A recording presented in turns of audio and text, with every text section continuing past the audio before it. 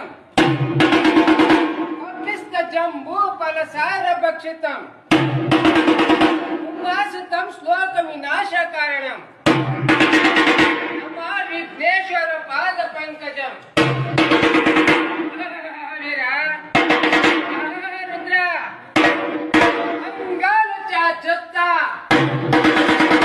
ಅಂಗಾಲು ಕುಳಿಸುತ್ತ ಏನ ಗೌರರ ಮನೆಯಿಂದ ಹೊರಟಾಲೆ ಬಸವಣ್ಣ ಕೊಟ್ಟೂರು ಐನಳ್ಳಿ ಅಂಗಾಲ ಗೌರರ ಮನೆಯಿಂದ ಹೊರಟಾಲೆ ಬಸವಣ್ಣ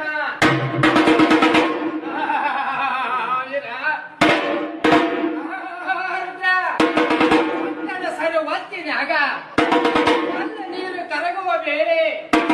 ಇದ್ದಗೆ ನೀರು ಬಂದು ಹಿರಿಯಣ್ಣ ಮನಿವಾಡ್ರ ಮಾಚಯ್ಯ ಮೂವರ ಹೊಲದಲ್ಲಿ ಶೇಂಗದ ಹೊಲವನ್ನು ಮೇಯುವಾಗ